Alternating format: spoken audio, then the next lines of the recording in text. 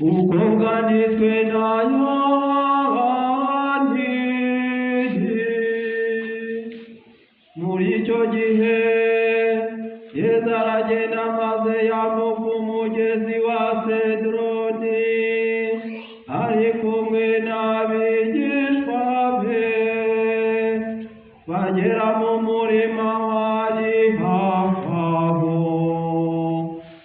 aho hantu Yuda wajyaga kumugabanira yarahazi, kuko Yesu yakundaga kuhaza aherekejwe n'abigishwa be. Nuko Yuda amaze kumubona, abasirikare n'abandi bantu yari yasa abatware n'abasaserdoti n'abafarisayi,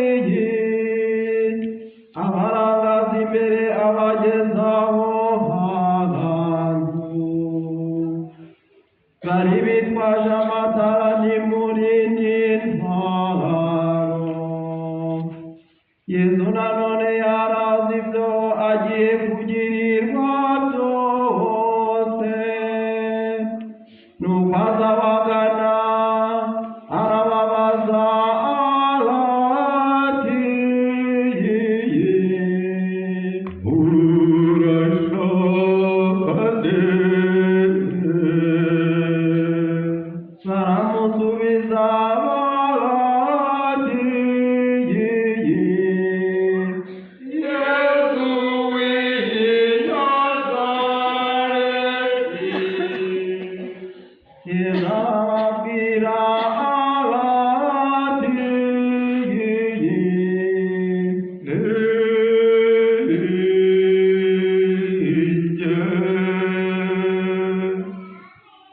Yuda wamugambaniye akabahagararanye nabo. Bamare kubabwira ati, ni jye. Basubira inyuma baramubaza. Bamare kumubwira ati, ni jye. Basubira inyuma babaha hasi. Yongera kubabwira ati, murashaka nde? Barongera bati, Yesu w'i Nazareti. Yesu arabasubiza ati, nababwiye ko ari jye. Niba rero ari jye mushaka, ntimwakura abagabo mubareke bagende. Bityo harangira ijambo yari yaravuze ati, abo wampaye nta n'umwe najimije muri bo. Nuko Simoni Petero akagira inkota arayikura, ayikubita umugaragu w'umusaserdoti mukuru, amuca ugutwi kw'iburyo. Uwo mugaragu yitwaga Malikusi. Yesu abwira Petero ati, subiza inkota yawe mu rwubati. Nabaga ndi inkongoro datamaye. Abasirikare n'umutware wabo n'abarinzi b'Abayahudi bafata Yesu baramuboha. Nuko bamujyana kwa Ana wari sebukwe wa Kayifa, umusaserdoti mukuru w'uwo mwaka. Kayifu niwe wari wahimbiye Abayahudi inama ati birakwiye kumwe yapfa agacungura abasigaye. Simoni Petero yari yakurikiye Yesu hamwe n'undi mwigishwa. Uwo mwigishwa wundi yarazwi n'umusaserdoti mukuru. Niko kwinjirana na Yesu mu rugo rw'umusaserdoti mukuru. Araza abwira umushukumira ngo yinjize Petero. Nuko uwo muja w'umukumiriza abwira Petero ati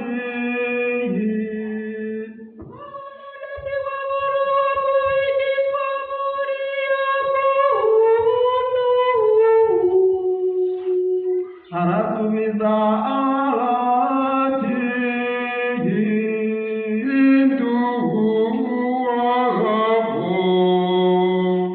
abagaragu n'abarinzi bari bacanye yota kuko hari imbeho. Petero abaja hagati n'abarogota. Umusaserdoti mukuru abaza Yesu iby'abigishwa be n'inyigisho ze. Yesu aramusubiza ati ntabwo gihagaragara mbwira bose nigishirije mu isengero no mu ihekaru Abayahudi bateranira. Ntacyo navugiye mu rwishwa. Urabazi iki kihisi basaba banyumvise nigisha bazi icyo navuze. amaze kuvuga atyo umwe mu barinzi wari uhagaze aho akubita Yesu urugi ati uko ni gusubiza umusaserdoti mukuru. Yesu aramusubiza ati ntiwavuze nabi garagaza ikibi mvuze. Niba kandi mvuze uko biri unkurikiye iki?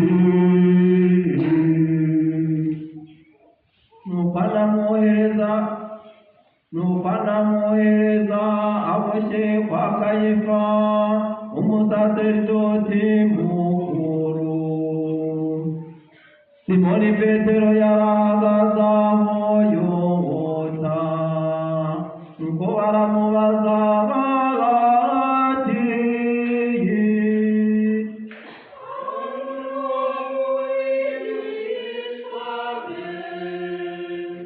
arahakana ati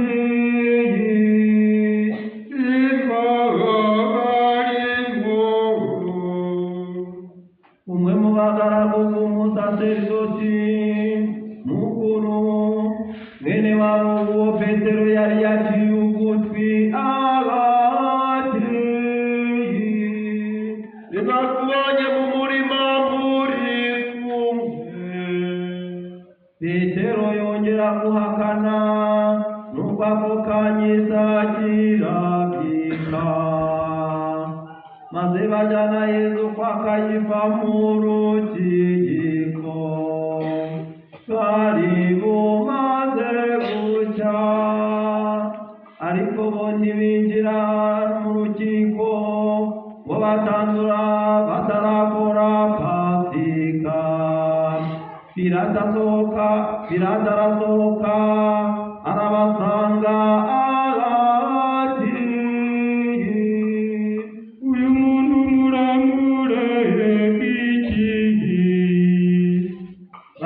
aramusubiza ati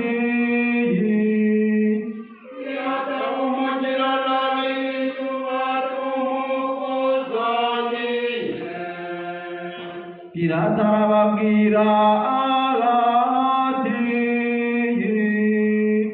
nimumushyane mumucire urubanza mukurikije amategeko yanyu. barati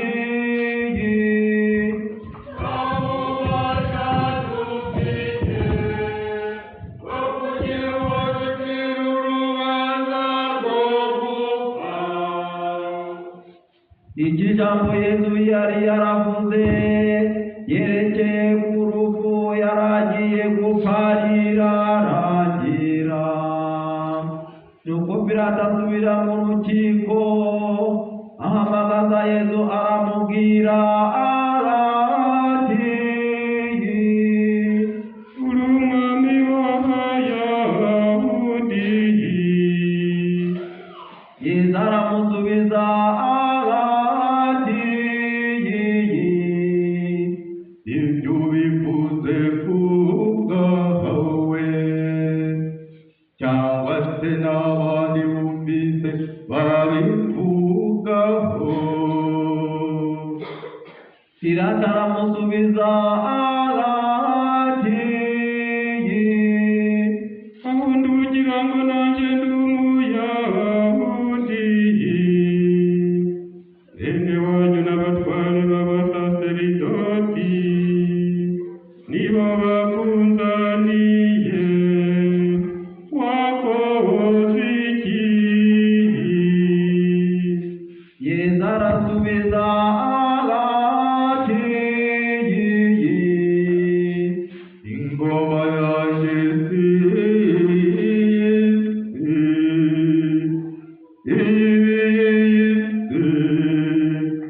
abagaragu banjye baba bangwanyeho banga nk'Abayahudi banyigabiza, maze ariko rero ingoma yanjye si yagaha. Nuko Pilato aramubaza arati akuri umwami. Yesu aramusubiza arati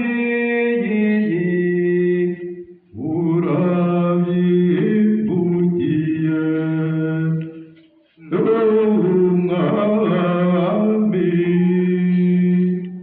kandi nicyo navukiye, ni nacyo cyanzanye mu isi, kugira ngo nemeze ukuri. Unyurwa n'ukuri wese ajye yumva ijwi ryanjye. Pilato aramubaza arati ukuri ni iki? amaze kuvuga atyo yongera gusohoka asanga Abayahudi arababwira arati nta mpamvu na nto mbonye yo kumucira iteka. Birasanzwe yuko abarekurira imbohe imwe mwishakiye ku munsi wa Pasika. None ntimwaba mushaka ko mbaha umwami w'Abayahudi? bose batera hejuru barati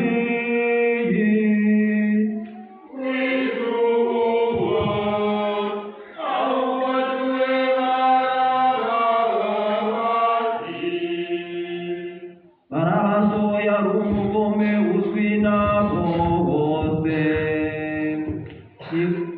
Nuko Pilato ategeka gufata Yesu no kumukubita. Abasirikare bamushyira mu mutwe ikizingo babohesheje amahwa bamwambika n'igishura gitukura. Nuko muryango bavuga bati urakuramutsa mwami w'abayahudi. nuko bakamukubita ntiyishyi. Pilato yongera gusohoka arababwira ati dore mubazaniye ahagaragara kugira ngo mumenye ko nta cyaha na kimwe musanganye. nuko Yesu asohoka yambaye ikizingo cy'amahwa n'igishura gitukura. Pilato arababwira ati nimurebe wa muntu.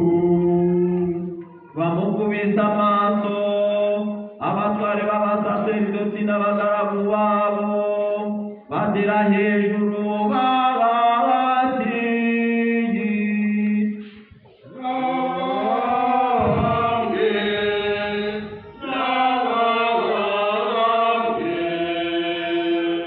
Pilato arababwira ati ngaho nimumujyane mumwibambire, jye nta cyaha na kimwe musanganye. Abayahudi baramusubiza bati tubizi itegeko, maze iryo tegeko rimucira urupfu, kuko yigize umwana w'Imana. Pilato atumvise arushaho kugira ubwoba, asubira mu rukiko maze abaza Yesu ati ukomoka hehe? Yesu ariko ntiyagira icyo amusubiza. Pilato niko kumubwira ati ntacyo ushubije,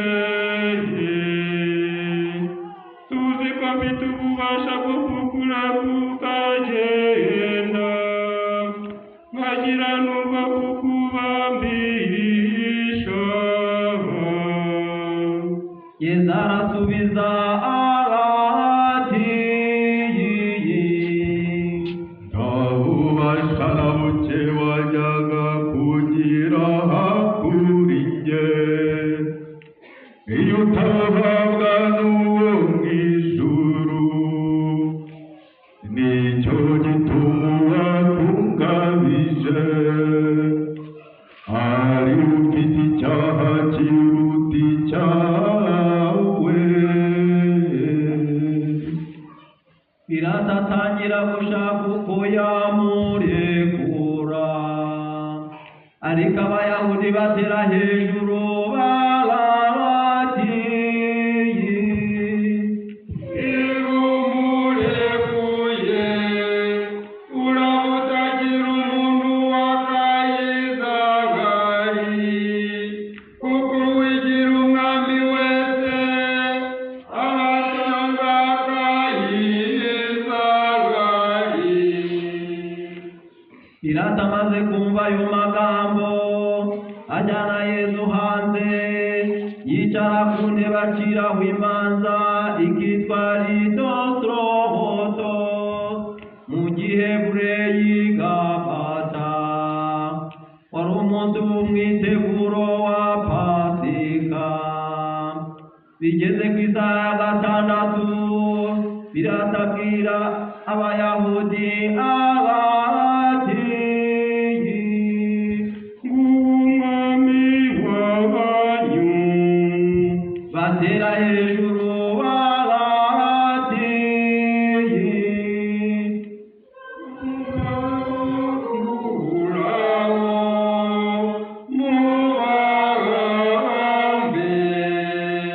Pilato arabasubiza ati Mambo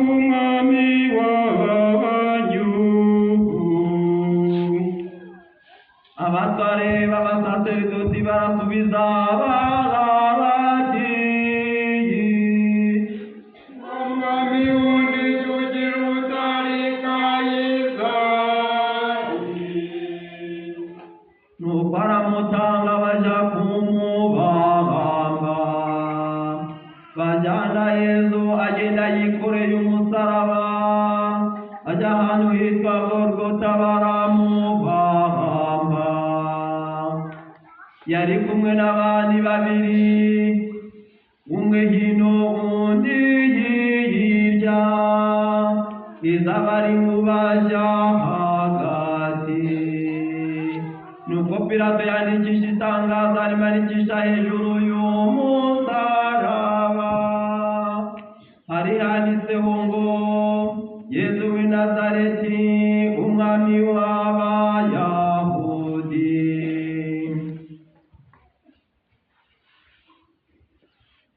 Abayahudi benshi basoma iryo tangazo ryari ryanditse mu Giheburayi, mu Kilatini no mu Kigereki. Abatware b'abasaserdoti b'Abayahudi babwira Pilato bati Reka kwandika umwami w'Abayahudi, ahubwo andikisha ko yihaye kuvuga ati ndi umwami w'Abayahudi. Pilato arabasubiza ati icyo nandikishije cyanditswe nta kundi.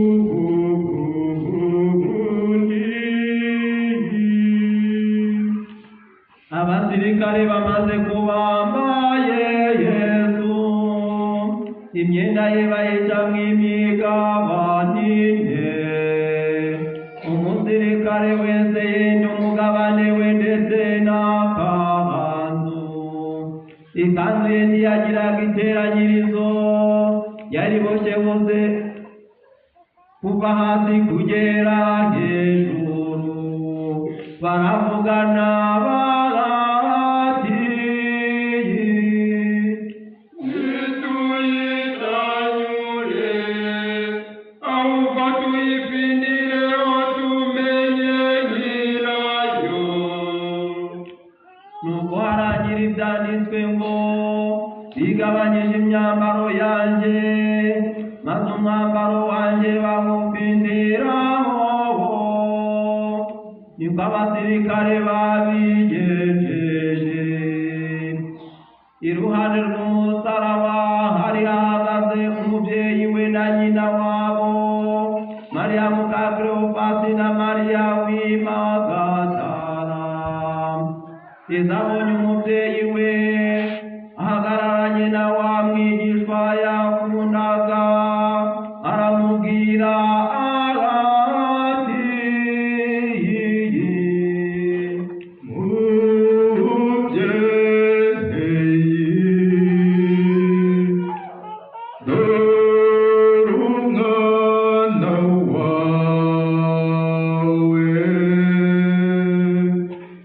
abwira na wa mwigishwa ati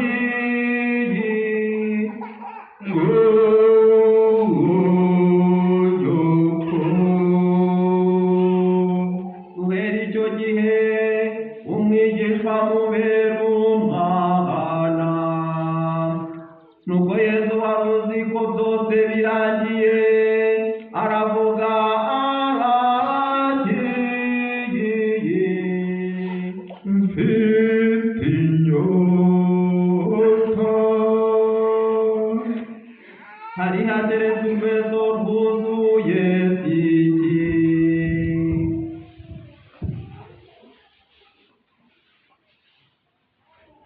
bahamira ku ishami ry'igiti igikatsi cyuzuye iki, bakegereza umunwa we. Yesu amaze gusogongera kuri iyo siki aravuga ati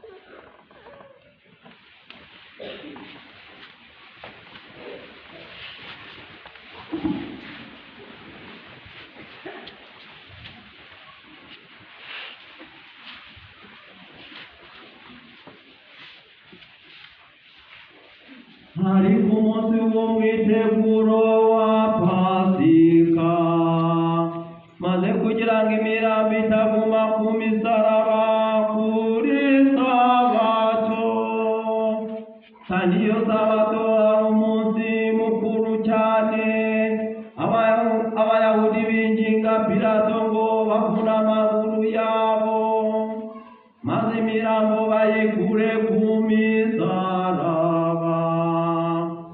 Maze abasirikare baraza bavuna amaguru y'uwa mbere n'ay'uwari ubambwe iruhande rwe, ariko bageze kuri Yesu basanga yapfuye, maze ntibamuvuna amaguru, ahubwo umwe mu basirikare amutera icumu mu rubavu, maze ako kanya havamo amaraso n'amazi. Uwabibonye niwe ubyemeza, kandi ubivuga uko biri mu kuri kugira ngo mwemere. Ibyo byabaye ari ukugira ngo haragira ibyanditswe ngo nta gupfa rye rizavunika. N'ahandi igitabo gitagatifu havuga ngo bazarora uwo bacishije mu icumu. Ibyo birangiye, Yosefu w'i Arimatiya wari umwigishwa wa Yezu rwihishwa, kuko yatinyaga Abayahudi, asaba Pilato kujya gukura umurambo wa Yezu ku musaraba.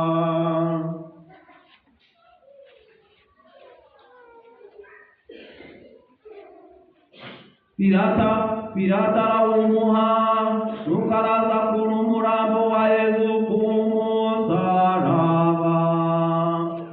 Haza Nikodemu, wa wundi wasangaga Yesu nijoro, azanye ikivange cy'ishangi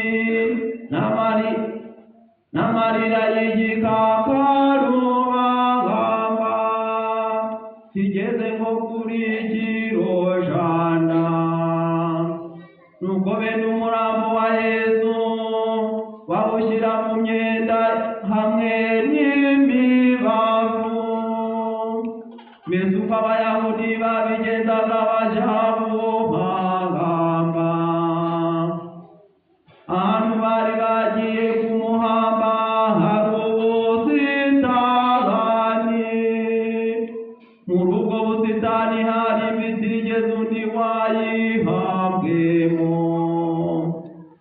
kubera umwiteguro w'abaya